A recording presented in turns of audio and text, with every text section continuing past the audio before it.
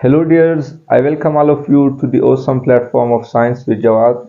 Dears, as you all know that we have completed with Salwal.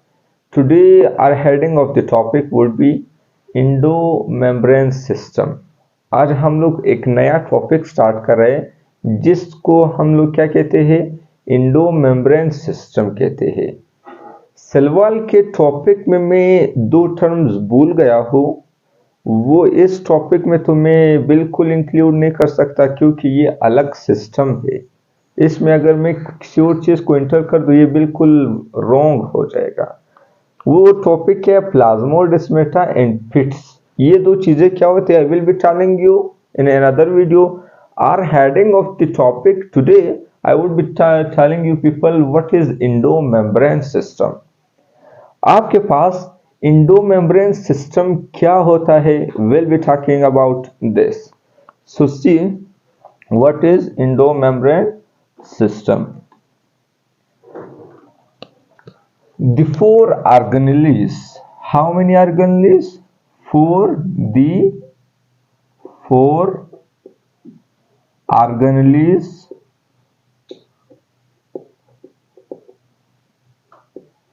work together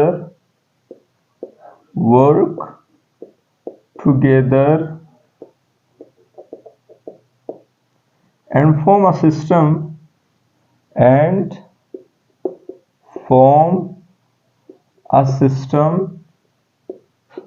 called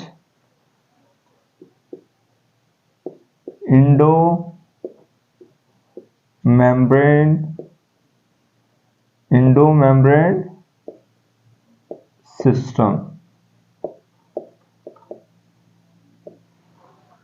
Now see, आपके पास Indo membrane system में चार मुख्तलिफ organelles होते हैं। चार मुख्तलिफ ऑर्गेनेलीज ये कंबाइन होकर, ये ज्वाइन अप होकर काम करते हैं, कोऑर्डिनेटेड काम करते हैं, टुगेदर काम करते हैं, एक सिस्टम बनाते हैं। जब फोर मुख्तलिफ ऑर्गेनेलीज मिलकर एक सिस्टम बनाते, एक काम करते, इस तरह के सिस्टम को हम लोग क्या कहते हैं? इंडो मेम्ब्रेन सिस्टम कहते हैं। What we call it? Endo membrane system. Now endo membrane is the combination of two words. How many words? Two words. आपके पास एक लफ्ज आ रहा है endo. I hope it is visible to you people. Red marker is okay, all right. एक लफ्ज आ रहा है endo. Endo means inside. Endo का क्या मतलब है? इनसाइड।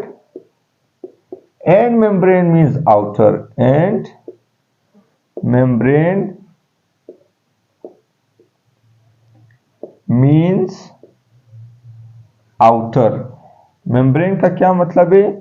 आउटर। अभी मैं आपको समझा देता हूं कि यानी ये एक ऐसा सिस्टम है जो इनसाइड द आउटर मेम्ब्रेन चल रहा है। क्या कर रहा है? Inside the outer membrane work कर रहा है। अभी ये सवाल हो सकता है कि sir inside the outer membrane ये किस तरह पॉसिबल है? इधर जो मेम्ब्रेन का मतलब आउटर, तो जो इन लोगों ने दिया है ये प्लाज्मा मेम्ब्रेन के बारे में बात कर रहे हैं। प्लाज्मा मेम्ब्रेन आउटर मेम्ब्रेन है सेल का या नहीं, तो ये उसकी बात कर रहे हैं। और इंडो का मतलब है इनसाइड, यानी प्लाज्मा मेम्ब्रेन जो आउटर है उसके अंदर इन लोगों ने एक सिस्टम बनाया है जिसको हम लोग क्या कहते हैं? इंडो मेम्ब्रेन सिस्टम के नाम से जानते हैं। ऑलराइट, आई होप यहां तक कोई इशू नहीं होगा। Okay, let's discuss how which are those organelles which form a system called endo membrane system. कौन सा ऑर्गेनेलीज है जो आपके पास इंडो मेम्ब्रेन सिस्टम बनाते हैं? The first one Indo plasmic reticulum. Endoplasmic reticulum is the first organelle, then Golgi bodies, and the third one is lysosomes, and the last one is vacuoles. ये endoplasmic reticulum, Golgi bodies, lysosomes, vacuoles, ये सारे कोऑर्डिनेटेडली काम करते हैं। किस तरह काम करते हैं? कोऑर्डिनेटेडली काम करते हैं, एक सिस्टम बनाते हैं जिसको हम लोग इंडोमेम्ब्रेन सिस्टम कहते हैं। इधर ऊपर लिखा भी है कि 4 ऑर्गेनेलीज है। How many organelles? 4। 1 2 3 4। अभी हम लोग हर एक ऑर्गेनेली के बारे में स्पेसिफिकली पढ़ेंगे कि यार इंडोप्लाज्मिक रेटिकुलम क्या है, इसका फंक्शन क्या है, इसका यूजेज क्या है। Okay, then will be coming towards Golgi apparatus और गोल्जी ऑफिस, गोल्जी बॉडीज और postman of the cell, and then we'll be coming towards lysosome, and the last topic would be about vacuoles. Okay, so our next heading would be endoplasmic reticulum. चलो endoplasmic reticulum के बारे में बात करेंगे। मैं इसको remove करना चाहता हूं। इंडोप्लाज्मिक रेटिकुलम, आपके पास अभी इंडोप्लाज्मिक रेटिकुलम क्या होते हैं? नेटवर्क ऑफ इंडोप्लाज्मिक रेटिकुलम, अभी हम लोग स्पेसिफिकली हर एक ऑर्गेनेली के बारे में बात करेंगे। ओके, इंडोप्लाज्मिक रेटिकुलम, इसको हम लोग ER से भी डिनोट करते हैं। तो इतना टाइम नहीं है कि बार बार मैं पूरा इंडोप्लाज्मिक रेटिकुलम लिखूं। सो इसके लिए मैं क्या लिखूंगा? ER। E का मतलब इंडोप्लाज्मिक, R का मतलब है reticulum. Endoplasmic reticulum is a network, ये एक नेटवर्क है। इज अ नेटवर्क ऑफ, किसका नेटवर्क है? सिस्टर्नी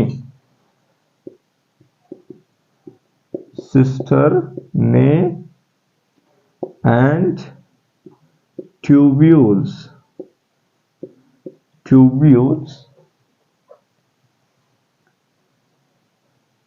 आपके पास जो इंडोप्लाज्मिक रेटिकुलम है, ये क्या है? ये एक नेटवर्क है जो किस चीज का? सिस्टर्नी और ट्यूब्यूल्स का, विच इज एक्सटेंडेड या extending from nuclear membrane to plasma lemma. I hope you know what is plasma lemma. पढ़ा चुका हूं। प्लाज्मा मेम्ब्रेन को हम लोग प्लाज्मा लीमा भी कहते हैं। चलो, अभी आपके पास इंडोप्लाज्मिक रेटिकुलम फिर क्या है? इंडोप्लाज्मिक रेटिकुलम एक नेटवर्क है, एक पूरा एक जाल की तरह एक नेटवर्क है। जो किस चीज का नेटवर्क है? सिस्टर्नी का नेटवर्क है और ट्यूब्यूल्स का नेटवर्क है। किस चीज का? सिस्टर्नी और ट्यूब्यूल्स का। जो कहां से एक्सटेंड हो रहा है? Extending from nuclear membrane. Nucleus, आपके पास ये सेल है, सेल के सेंटर में आपके पास न्यूक्लियस होता है। न्यूक्लियस के आउटर मेम्ब्रेन में, न्यूक्लियस आपके पास डबल मेम्ब्रेन ऑर्गेनेली है, उसके जो आउटर मेम्ब्रेन है उससे ये एक्सटेंडेड है, प्लाज्मा मेम्ब्रेन तक जाता है। इसको हम लोग फिर क्या कहते हैं? इंडोप्लाज्मिक रेटिकुलम कहते थे। को एक्सटेंडिंग फ्रॉम न्यूक्लियर मेम्ब्रेन से एक्सटेंड फैला हुआ है कहां तक? प्लाज्मा लीमा तक। चलो, अभी सिस्टर्नी क्या होते? नेटवर्क ऑफ सिस्टर्नी है, लेकिन पता नहीं है सिस्टर्नी क्या होते, ट्यूब्यूल्स क्या होते, वेसिकल्स क्या होते, इसके बारे में जान लेते। फिर लास्ट में मैं एक डायग्राम बनाऊंगा, फिर आपको बिल्कुल क्लियर होगा। हेडिंग, नेक्स्ट हेडिंग लगाओ सिस्टरने।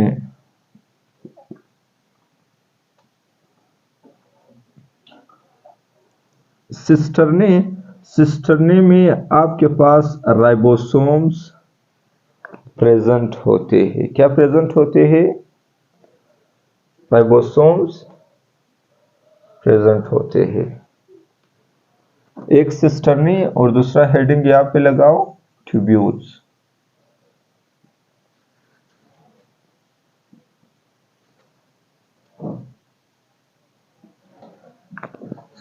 सिस्टरने में क्या प्रेजेंट होते हैं? राइबोसोम्स प्रेजेंट होते हैं, लेकिन ट्यूब्यूल्स में राइबोसोम प्रेजेंट नहीं होते। सो मैं लिखूंगा नो राइबोसोम या ribosome is absent. Minus NT का क्या मतलब है? एब्सेंट। प्लस एनटी का मैं अगर किधर लिखूं इसका मतलब है प्रेजेंट। ये लिखा, ये नोट किया करो। सही, ये कुछ टर्म्स है। राइबोसोम अगर आपके पास प्रेजेंट है तो जहां पे राइबोसोम हो, राइबोसोम को हम लोग, इसका दूसरा नाम है protein factor of the cell, यानी ये प्रोटीन बनाने में हेल्प करता है।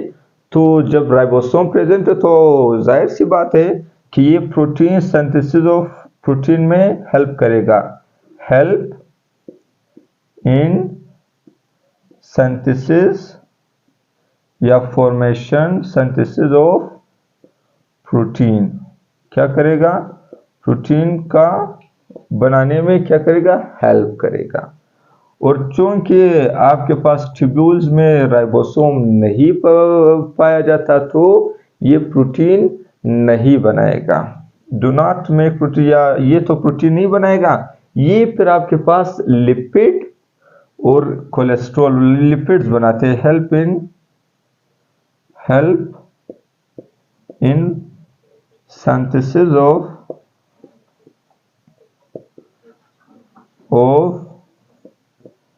लिपिड। आई होप यहां तक आप लोगों को बात समझ में आई होगी, कोई भी इशू नहीं होगा। चलो, इसी के साथ साथ हम लोग एंडोप्लाज्मिक रेटिकुलम के कुछ और जो पार्ट्स है उसके बारे में बात करेंगे कि जो एंडोप्लाज्मिक रेटिकुलम है ये आपके पास जो वो स्पेस है ये 2 कंपार्टमेंट्स में क्या करता है? डिवाइड करता है। आप एक बार स्क्रीनशॉट ले लीजिए, then will be coming towards that thing.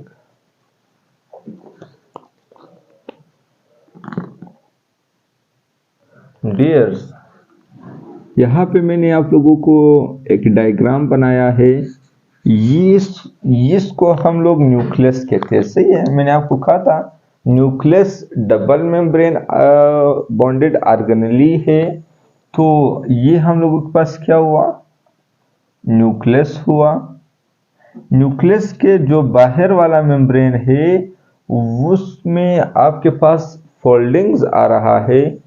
इसको हम लोग क्या कहते हैं? इसको हम लोग सिस्टरने कहते हैं। क्या कहते हैं? सिस्टरने कहते हैं। और आपको एक और ट्यूब की तरह जो स्ट्रक्चर दिखाई दे रहा है इसको फिर हम लोग क्या कहते हैं? ट्यूब्यूल्स कहते हैं। क्या कहते हैं? ट्यूब्यूल्स कहते हैं। ट्यूब्यूल्स अगर आपको दिखाई दे रहा है, ट्यूब्यूल्स में कोई भी डॉट्स नहीं है, मैंने कोई भी डॉट नहीं बनाया है, यानी इसमें राइबोसोम प्रेजेंट नहीं है। लेकिन मैंने सिस्टरने के ऊपर 1 2 कुछ डॉट्स लगाए हैं। इसका मतलब यहाँ पे क्या प्रेजेंट है? राइबोसोम प्रेजेंट है। अगर राइबोसोम प्रेजेंट है तो ये क्या करेगा? ये आपके पास प्रोटीन फॉर्मेशन में हेल्प करेगा। एक जरूरी सवाल, अभी वो क्या चीज है जो इस राइबोसोम को इस सिस्टरने के साथ जुड़े रखता है? तो इसके लिए मैं आपको एक और चीज बताना चाहूंगा। मैं अगर आपको इधर एक सिस्टरनी बना दूं, इसको आप कंसिडर कर लो, मैंने क्या कभी बना दिया? एक सिस्टरनी। बना दिया। राइबोसोम के आपके पास बेसिक 2 यूनिट्स सब यूनिट्स होते हैं, एक होता है लार्जर सब यूनिट और एक होता है स्मॉलर सब यूनिट। तो ये सवाल आया है कि which subunit is attach with the cisternae of endoplasmic reticulum. Endoplasmic reticulum के जो सिस्टर्नी के साथ कौन सा सब यूनिट अटैच हुआ है, चाहे यार ये स्मॉलर वाला है या लार्जर वाला है। तो ये मैं आपको बता रहा हूं कि राइबोसोम के कौन सा वाला, ये लार्जर वाला, लार्जर सब यूनिट, लार्जर सब यूनिट आपके पास क्या हुआ है, सिस्टर्नी के साथ अटैच हुआ है। यहाँ पे कुछ प्रोटीन्स है, क्या है, कुछ प्रोटीन्स है जिसका नाम मैं अभी बताने जा रहा हूं। इन प्रोटीन्स को हम लोग क्या कहते हैं, कंजुगेटेड मॉलिक्यूल है, राइबोफोरिन प्रोटीन कहते हैं। क्या कहते हैं, राइबोफोरिन। राइबोफोरिन वो प्रोटीन है जो इस राइबोसोम के लार्जर सब यूनिट को सिस्टर्नी के साथ जुड़े रखता है।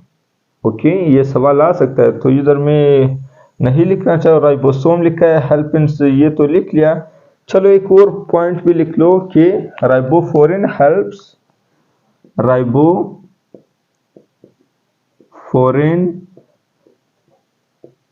helps in attaching riboforin helps in attaching ribosome with cisternae, ribosome with cisternae। I hope यहाँ तक क्लियर हुआ होगा। यहाँ पे आपका जो इंडोप्लाज्मिक रेटिकुलम का जो बेसिक जो अल्ट्रा स्ट्रक्चर जिसको हम लोग कहते हैं सिस्टर्नी, जो ट्यूब्यूल्स, लास्ट वन वाला है वेजिकल, उसको भी आप देख ले। वेजिकल आपके पास कुछ नहीं होता, वेजिकल्स नो राइबोसोम।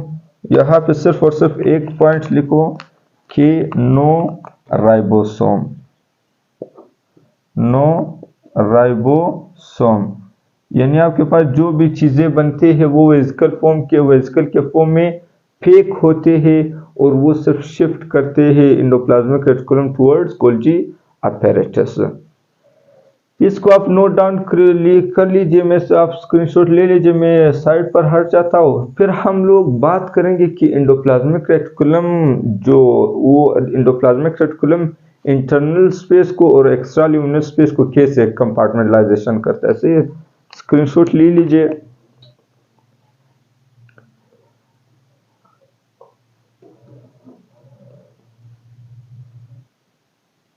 यार ये लास्ट पॉइंट वीडियो में मेरे ख्याल से नजर नहीं आ रहा है, राइबोफोरिन, इसको मैं रीड कर रहा हूं, आप काइंडली नोट डाउन कीजिए।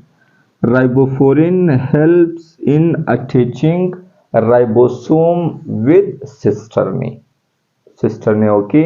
इस पॉइंट को आप नोट डाउन कीजिए। Then I am about to remove the whole board, okay. चलो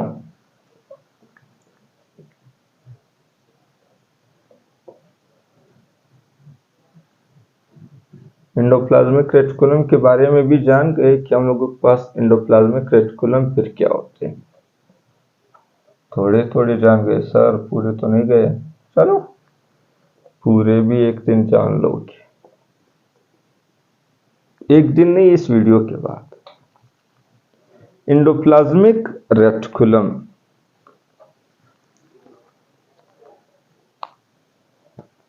endoplasmic reticulum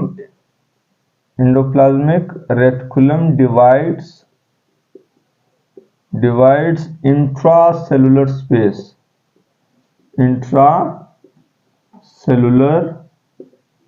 space into two compartments,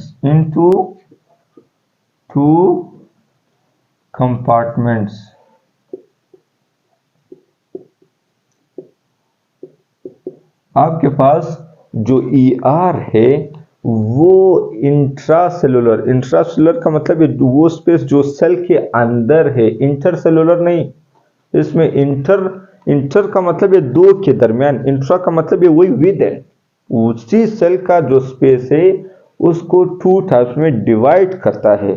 कौन कौन से टाइप से, चलो इसके बारे में बात करेंगे।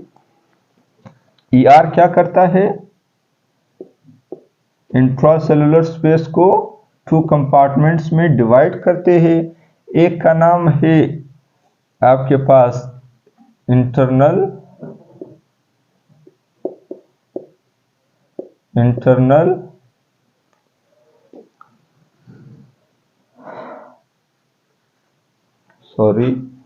एक का नाम है ल्यूमिनल कंपार्टमेंट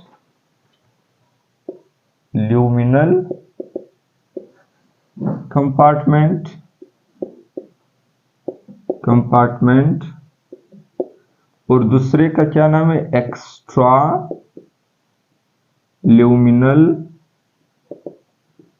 कंपार्टमेंट।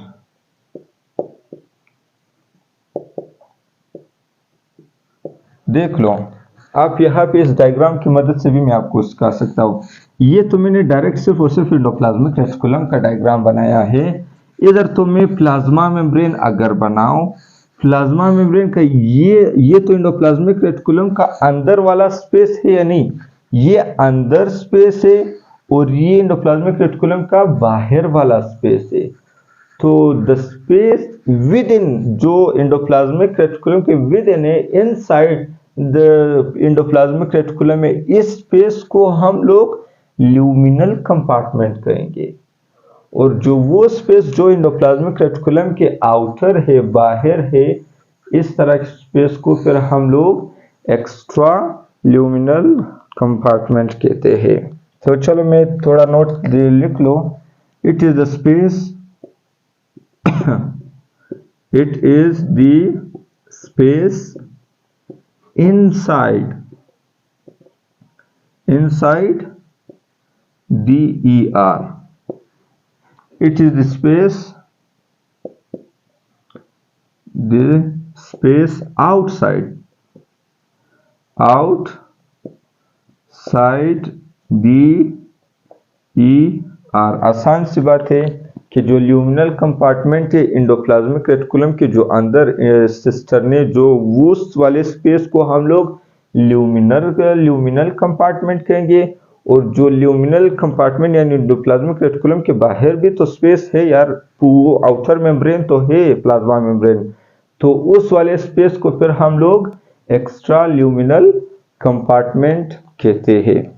तो यहाँ पे आपका ये टॉपिक भी वाइंड अप हो जाता है। नेक्स्ट हेडिंग लगाओ कि एंडोप्लाज्मिक रेटिकुलम के हम लोगों के पास टाइप्स कितने हैं, एंडोप्लाज्मिक रेटिकुलम के टाइप्स कितने हैं। ER के आपके पास टू टाइप्स है। कितने टाइप्स है, टू टाइप्स। एक को हम लोग RER कहते हैं और दूसरे को हम लोग SER कहते हैं। ये सवाल लाजमी है, अगर कोई एक चीज को डिवाइड कर रहा है तो आप मस्ट आप पूछो कि सर आप एंडोप्लाज्मिक रेटिकुलम को डिवाइड करो किस बेसिस पर, किस बुनियाद पर। एंडोप्लाज्मिक रेटिकुलम को मैं on the presence of ribosome की बुनियाद पर दो टाइप्स में तकसीम कर रहा हूं। एक का नाम है RER, जिसका जो फुल फॉर्म है रफ एंडोप्लाज्मिक रेटिकुलम है सॉरी, और दूसरे का नाम है SER, इसका फुल फॉर्म है स्मूथ एंडोप्लाज्मिक रेटिकुलम। आप स्क्रीनशॉट ले लीजिए, मैं ऊपर वाला सारे एरिया मिटा देता हूं, फिर मैं इसके दरमियान कुछ डिफरेंसेस भी बताऊंगा। चलो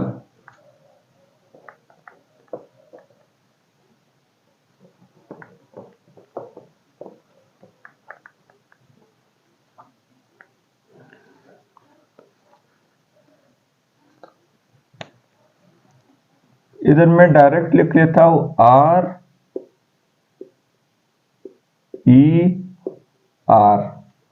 और इधर मैं लिख लेता हूं SER।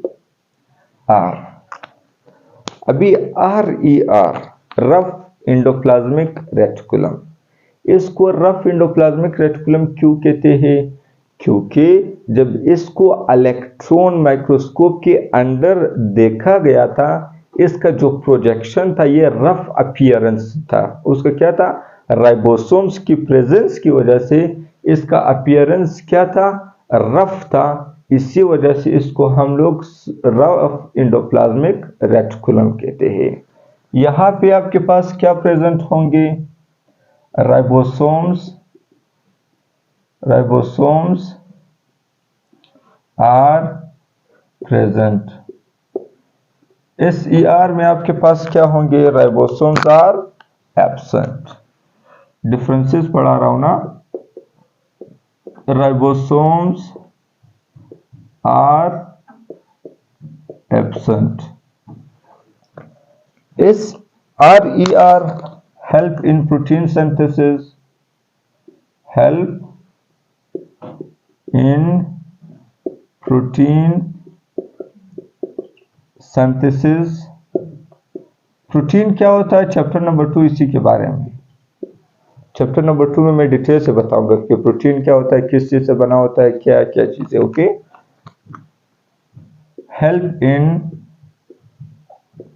Help in lipid and sterol synthesis.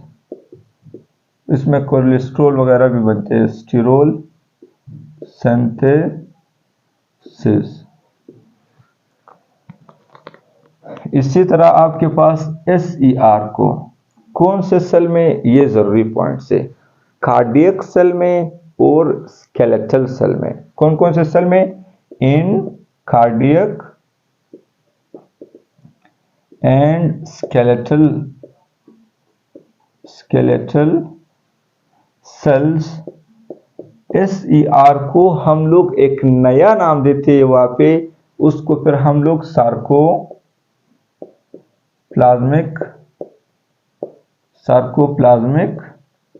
Reticulum कहते हैं। क्या कहते हैं?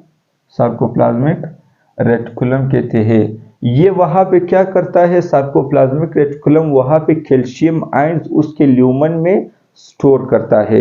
ये जब आप कार्डियक सेल में, वो चैप्टर नंबर मेरे ख्याल से 12th क्लास के लोकोमोशन में, मूवमेंट और लोकोमोशन में पढ़ोगे, तब आपको पता चलेगा कि ये सार्कोप्लाज्मिक रेटिकुलम क्या होता है। इतना मैंने आपको बता दिया कि जो स्केलेटल सेल्स है और कार्डियक सेल्स है, इसमें आप इसको SER नहीं कहोगे, इसमें आप लोग इसको क्या कहोगे? Sarcoplasmic reticulum. एक और पॉइंट नोट कीजिए कि इफ मैनी चलो ये यहां पे लिख लो RER में, इफ मैनी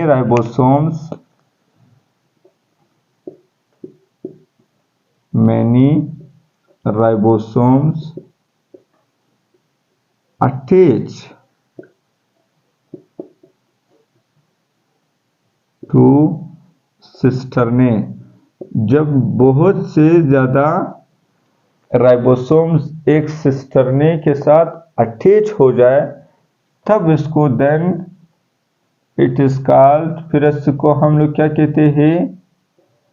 कॉल्ड एर्गास्ट्रोप्लाज्म। फिर इसको हम लोग क्या कहते हैं? एर्गास्ट्रोप्लाज्म। लेकिन एर्गास्ट्रोप्लाज्म को नर्व सेल में, कौन से सेल में? एर्गास्ट्रोप्लाज्म को इन नर्व सेल, कहां पे? इन नर्व सेल्स में फिर हम लोग इसको एर्गास्ट्रोप्लाज्म भी नहीं कहते, एक नया नाम देते हैं। उसका वो नया नाम क्या है? Nissl's body. यहां तक आई होप कोई इश्यू नहीं होगी, समझ में आया होगा कि आपके पास RER क्या होता है, SER क्या होता है। SER को SER क्यों कहते हैं? क्योंकि जब इसको इलेक्ट्रॉन माइक्रोस्कोप के अंदर देखा गया, इसमें राइबोसोम्स नहीं थे, तो इसका स्मूथ अपीयरेंस था, इसी वजह से इसको स्मूथ एंडोप्लाज्मिक रेटिकुलम कहते हैं। आर का अपीयरेंस रफ था, इसी वजह से इसको रफ एंडोप्लाज्मिक रेटिकुलम कहते हैं। इसमें राइबोसोम्स प्रेजेंट होते हैं, इसमें नहीं होते। आई होप मैं सब कुछ डिफाइन कर चुका हूँ। इस लास्ट जो टॉपिक है एंडोप्लाज्मिक रेटिकुलम का, वो है फंक्शन। एंडोप्लाज्मिक रेटिकुलम का फंक्शन क्या है, फिर यहाँ पे हम लोगों का जो endoplasmic reticulum which is called the first organelle of endo membrane system wind up हो जाता है। तो आप प्लीज स्क्रीनशॉट ले लीजिए।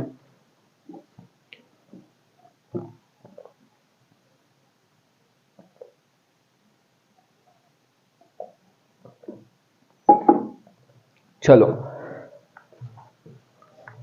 अभी फंक्शन के बारे में बात करेंगे। मेरी आवाज में थोड़ी इशू आ रही है, सर्जरी हुई है मेरे गले की, तो प्लीज कोऑपरेट कीजिए। Function of endoplasmic reticulum, heading, last heading क्या होना चाहिए आप लोगों का, फंक्शन ऑफ ई आर। आपके पास ई आर का फंक्शन क्या है। सबसे पहला काम, सबसे पहला फंक्शन इसका है, ये मैकेनिकल सपोर्ट में हेल्प करता है। किसमें, मैकेनिकल सपोर्ट में हेल्प करता है। क्या करता है, मैकेनिकल सपोर्ट में हेल्प करता है। जो एंडोप्लाज्मिक रेटिकुलम है, ये माइक्रोट्यूब्यूल्स और माइक्रोफिलामेंट्स के मदद से आपके सेल को क्या कर रहा है, मैकेनिकल सपोर्ट देता है। क्या करता है, मैकेनिकल सपोर्ट देता है। नंबर 2 पर इसका काम क्या है, ये इंट्रासेलुलर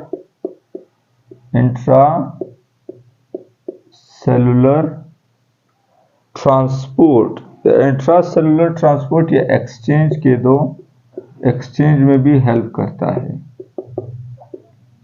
इंट्रासेलुलर एक्सचेंज का क्या मतलब है, यानी जो न्यूक्लियर मेम्ब्रेन के जितने भी प्रोडक्ट, जितने भी चीजें हैं, वो प्लाज्मा मेम्ब्रेन तक ला सकता है, और प्लाज्मा मेम्ब्रेन की जो भी चीजें न्यूक्लियस को चाहिए वो वहां पे एक्सचेंज कर सकता है। इंट्रासेलुलर का मतलब है सेल के अंदर, और एक्सचेंज का मतलब है तबादला। ओके, थर्ड आपका जो फंक्शन है, ये कनेक्शन करता है। किस में हेल्प करता है, कनेक्शन में। अभी ये किस तरह कनेक्शन में हेल्प करता है, न्यूक्लियर मेम्ब्रेन को, जो प्लाज्मा मेम्ब्रेन, न्यूक्लियर की जितने भी चीजें वो साइटोप्लाज्म के आ सकते न्यूक्लियर पोर्स के जरिए, तो दो चीजों के दरमियान कनेक्शन पैदा कर रहे हैं या नहीं, तो इसी वजह से हम लोग कहते हैं कि एंडोप्लाज्मिक रेटिकुलम कनेक्शन में भी हेल्प करता है। नंबर 4, ये आपके साथ प्रोटीन सिंथेसिस में हेल्प करता है। प्रोटीन सिंथेसिस, प्रोटीन सिंथेसिस में किस तरह हेल्प करता है, ऑलरेडी पढ़ा चुका हूं कि रफ एंडोप्लाज्मिक रेटिकुलम, वो तो भी एंडोप्लाज्मिक रेटिकुलम का हिस्सा है, तो वो क्या बनाएगा, प्रोटीन बनाएगा। नंबर 5 पे ये आपके साथ लिपिड एंड कोलेस्ट्रॉल लिख लेते हैं, कोलेस्ट्रॉल फॉर्मेशन में भी, एंड स्टीरोल। आपके पास एंडोप्लाज्मिक रेटिकुलम लिपिड सिंथेसिस में भी हेल्प करता है, कोलेस्ट्रॉल भी, स्टीरोल भी। ये सारे क्या लिपिड के टाइप्स है। कौन सा वाला एंडोप्लाज्मिक रेटिकुलम इस लिपिड और कोलेस्ट्रॉल में हेल्प करता है, ये आप लोग बता दीजिए कमेंट में। मैं बिल्कुल भी नहीं बताने वाला, क्योंकि मैं ऑलरेडी आप लोगों को बता चुका हूं। तो यहाँ पे आपके पास कुछ फंक्शंस भी हो गए एंडोप्लाज्मिक रेटिकुलम के, 1-2 फंक्शंस। चलो मेन चीज नंबर 6 पर ये क्या करता है, फॉर्मेशन ऑफ, हम लोगों का आगे नेक्स्ट टॉपिक इसी था, ये formation of organelles, formation of organelles. आपके पास जितने भी ऑर्गेनेलीज है, किसके अलावा? माइटोकॉन्ड्रिया के अलावा, क्लोरोप्लास्ट के अलावा, न्यूक्लियस के अलावा, ये सारे जो ऑर्गेनेलीज है वो कौन बनाता है? एंडोप्लाज्मिक रेटिकुलम बनाता है। कौन बनाता है? फॉर्मेशन ऑफ ऑर्गेनेलीज में भी एंडोप्लाज्मिक रेटिकुलम हेल्प करता है। और इसी तरह ये सेलुलर मेटाबॉलिज्म में बहुत हेल्प करता है। सेलुलर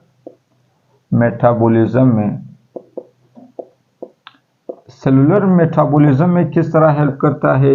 यानी आपके पास सेल के अंदर जो एंडोप्लाज्मिक रेटिकुलम है वो क्या करता है? उसका जो सरफेस एरिया है वो इंक्रीज करता है। जब सरफेस एरिया इंक्रीज कर दे तो मेटाबॉलिज्म अच्छे तरीके से होगा। इसके साथ एंडोप्लाज्मिक रेटिकुलम के साथ कुछ एंजाइम्स भी होते हैं, जैसा NAD है आपके पास, सक्रेज है, ग्लूकोज 6 फॉस्फेट है, ये कुछ एंजाइम्स भी आपके पास होते हैं। और ये डिटॉक्सिफिकेशन में हेल्प करता है। किस में? नंबर 8 पर डिटॉक्सिफिकेशन। ये बड़ा जरूरी सवाल है। डिटॉक्सिफिकेशन में हम लोग कुछ अजीब चीजें करते हैं या नहीं? यानी आप लोग जाओ यहाँ पे रेडियो वगैरह में जो आपके पास पकोड़े वगैरह बेचते हैं, वो बार बार एक ऑयल है उसमें पकते, उसी से निकालते, फिर दूसरे डालते, फिर तीसरे। इसमें जर्म्स होते हैं, ये हमारे सेहत के लिए बिल्कुल भी ठीक नहीं होते। तो अगर हम लोगों के पास स्मूथ एंडोप्लाज्मिक रेटिकुलम नहीं होता तो हो सकता है हम लोगों को बहुत नुकसान होता, बिल्कुल जिंदा ही नहीं रह सकते थे। तो इसी वजह से ये जो छोटे मोटे ना, लिमिट में, ज्यादा नहीं खाओ, लिमिट में अगर आप खाओ तो आपका डिटॉक्सिफिकेशन, यानी अगर उसमें कुछ टॉक्सिफिकेशन, कुछ टॉक्सिक सब्सटेंसेस थे तो स्मूथ एंडोप्लाज्मिक रेटिकुलम उसको डिटॉक्सिफाई कर देगा। सही है? यहाँ तक I hope we have done with it. So our next heading of the topic would be Golgi apparatus. So then would be coming lysosome, then vacuole. Okay, till that, Allah Hafiz.